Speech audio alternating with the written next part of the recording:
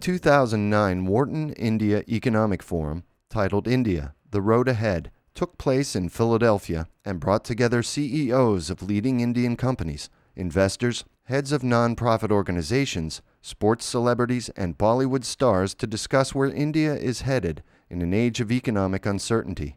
Indian Knowledge at Wharton brings you one-on-one conversations with these leaders. Abhishek, thank you so much for joining us today. My pleasure. Well, let's start with a question about the fact that you come from a family where your dad and your mom have both been in the film industry for quite a long time. How do you think the industry has changed from what it was in their day to what it is now, especially on the business side? Oh, vastly. I think there's a drastic difference between the industry in the 70s, which is predominantly when my parents started working, and now in 2009. I think it's become far more professional in approach and execution. How so? I think we had a very familial approach to our filmmaking in the past, which is very representative of the kind of culture that we come from. Indians are very family-oriented, and that reflected itself in the way we work as well. And I think what has happened with this new generation of filmmakers and actors that has come in is they've brought in a greater sense of responsibility towards the professionalism of movie making. There are pros and cons to that, but I think in general we're moving in the right direction. At the end of the day, it is a commercial medium. People pay a ticket, so I think it only best that we do become more professional. Films are being made more efficiently. They are funded through the right channels, and I think that would be the one major difference between the films of the past and the films today. Your crews are changing; they're far more professional.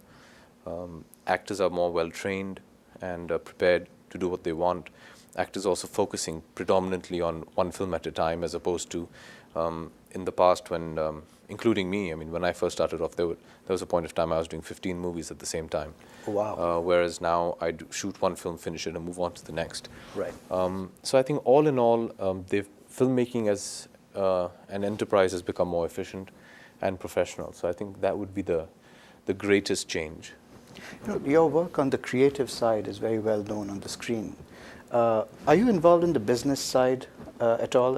If so, can you give us a sense of most definitely. What your involvement is? My family has a production house called AB Corp, and we're currently producing a film which stars my father and me called Pa. So I do look into the production aspect of it as well. I also feel that today's actor is far more involved in the production aspect of filmmaking than just coming there and doing his job and leaving. So I think there's a lot more involvement. So give me a sense of the kind of business skills that you might bring to bear on the commercial side.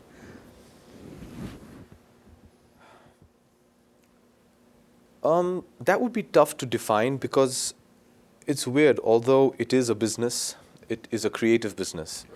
Right. So there aren't any hard and fast rules to anything. Apart from the fact that you have a product which you're making, which is a movie, you have a budget set aside for it. You have to bring in that product within that budget in a set period of time. You have your financing in place, your distribution, your exhibition. These are all fixed in a sense. But where do you draw the line in being professional in the sense, if you reach the end of a day's work and you haven't managed to can the amount of scenes that you need to, does that mean the scene that was left out is just left out? No, you have to shoot that. So there's certain creative decisions. How much time do you give a director to shoot a scene? If your assistants, your direction assistants have only planned for, say, 20 shots in a day, and he ends up on the trot wanting to take 5 extra shots, do you not allow him to do that? So these are creative decisions which needs to be taken on the spot. So it does blur the lines a lot. But all in all, I think it is a very demanding thing to bring it and make it more into a machinery, when knowing that it is also a creative field. Right. Now, actually, one specific example might be, let's say, you have a production company, as you said, you get pitched ideas and stories all the time, or even scripts, perhaps. How do you look at a script to see, you might like the story, but is this a winner of a movie? Could you take me through the thought process of how you Yeah, evaluate surely. it? I don't know any actor, director, producer, or any film technician that knows which film is definitely going to work. If we did, we'd only be making successful films. We work in an industry which has a success ratio of, I think, at last count, 8%. You have to understand that you're dealing with the choices and the mood of an audience which is completely alien to the process of filmmaking. You put in a lot of hard work, heart and soul into a film, and that film is judged by an audience which has no emotional equation with your product. They come in having spent hard-earned money to buy a ticket, to buy their popcorn, and they want to be entertained. What you think might be entertaining for them, they might not agree with. So how do you go about choosing a script? I think you have to then go back and lean on your instinct, which is what kind of film do you want to be a part of? What kind of film do you want to make, and what kind of film do you want, what kind of story do you want to tell? For me personally, whenever I get a script to act in, for example, the process is very simple. You hear the story. If it touches you, if it inspires you to work, you go ahead and do it, because you really don't know what the outcome is going to be. So you have to be part of a film which you think will work as per your standards. As a producer, it's slightly different because you get to allocate funds for a particular film. There might be a film which might be off the beaten path, might not seem to have all the ingredients people perceive to have in a commercial Indian film, which one would probably today could greenlight because if they felt it would be made in a very tight budget. I think today what's wonderful is because our exhibition circuit has suddenly just blossomed. A lot of different smaller budgeted films are getting the opportunity to be seen. So, for example, if there was a story which I felt was very nice and unique and novel and something new, but a bit risky possibly, I would probably consider making it if it was made on a really shoestring budget, because that would then ensure that I could make that film into a success. So what would be an example of something like that?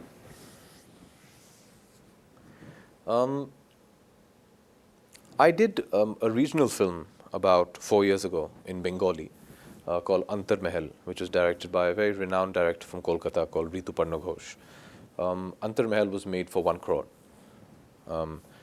Which is a lot lower than the films I'm usually used to making.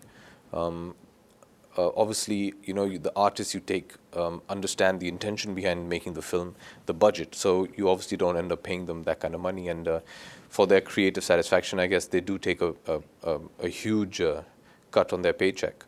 And if I had made that movie in 20 crores, there was no way I could have made that film a success. But having made it in 1 crore and being a Bengali film and having certain parameters to it, which make it more difficult to distribute to a pan India audience, I think having made it in 1 crore, we managed to make a success. We made money out of it.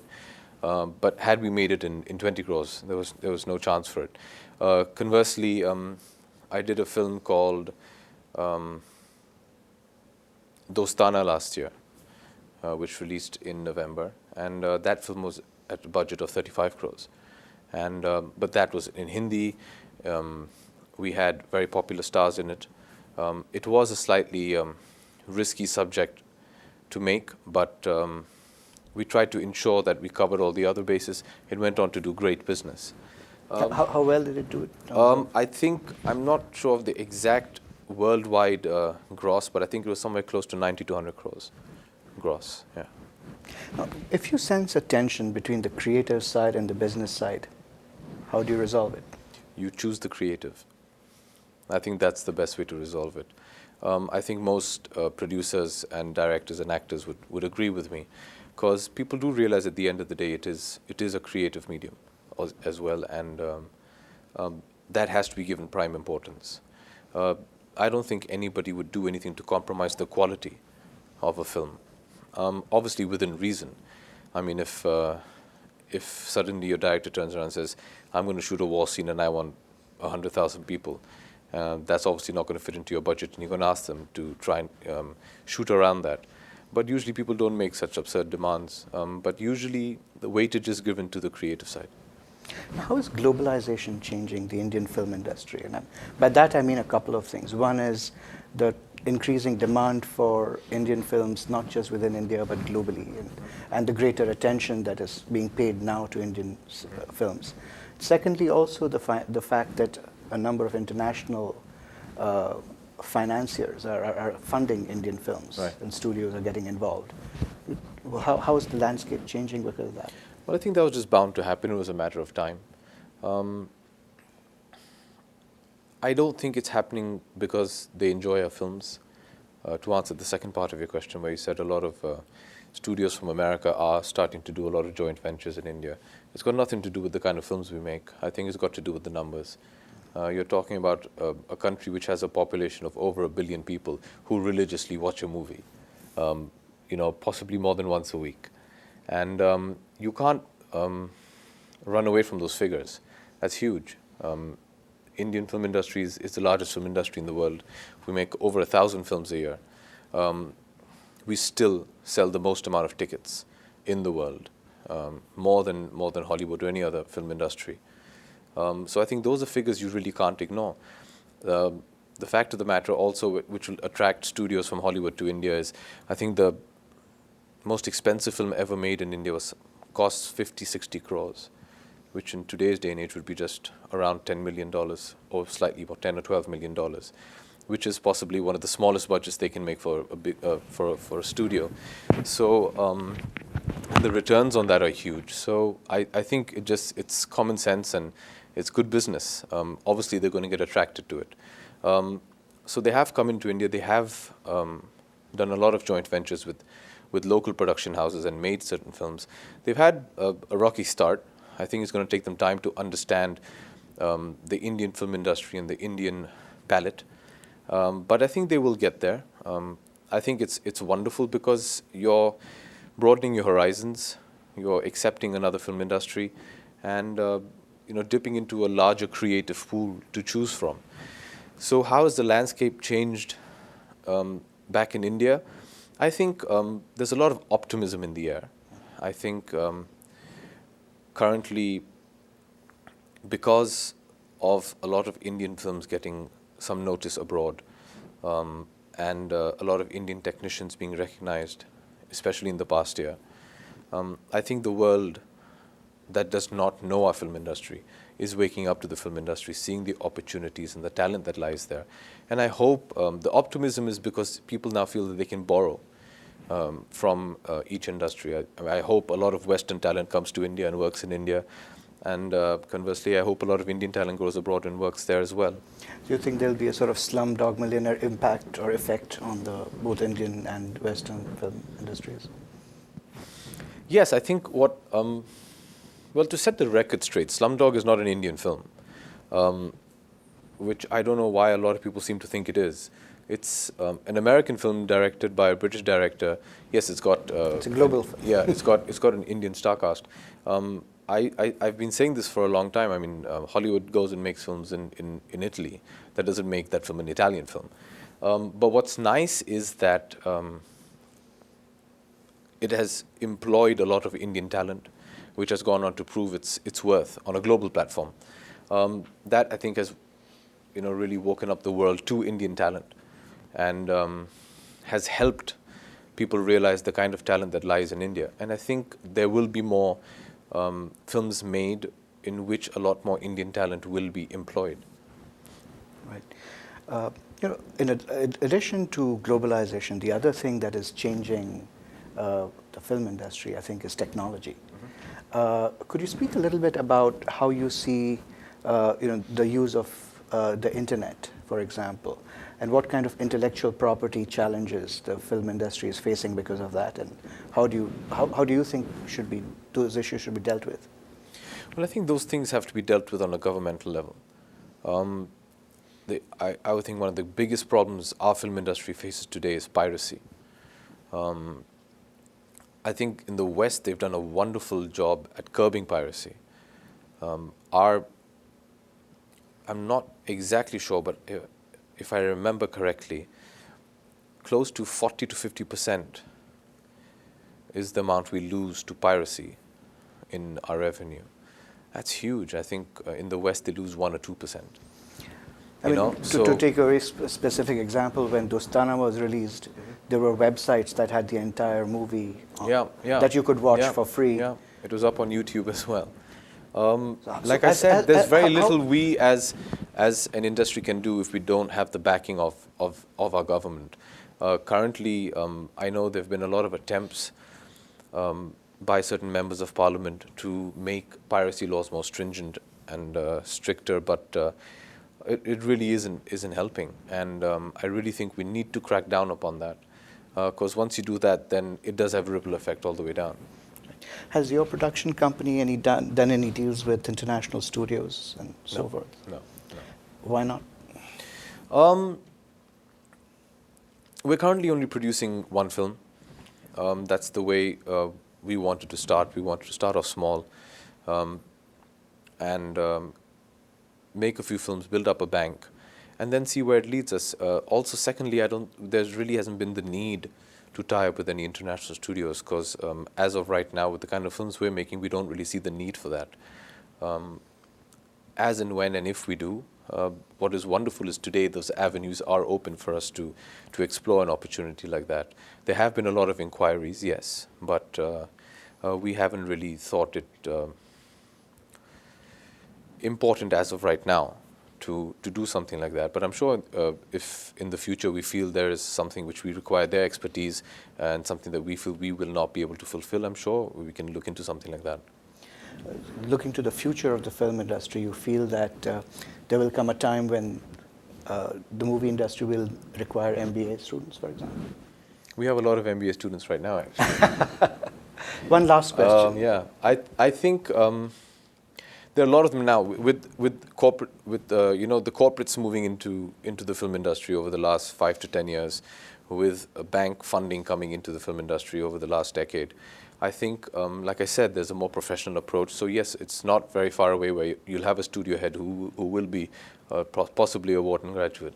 One last question. How do you define success?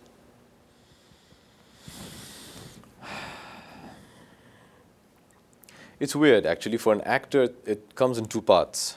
One, obviously, if a film does well at the box office, that's success. But plus, I think because the creative side in us also needs a lot of attention. I think it would be just being happy doing what you're doing. I'd hate to make a successful film if I wasn't proud of it, and I would have done it because I knew, it would be just successful. But the actor in me wouldn't be satisfied with the work I was doing. So it is a double-edged sword. So I think just be happy with what you're doing.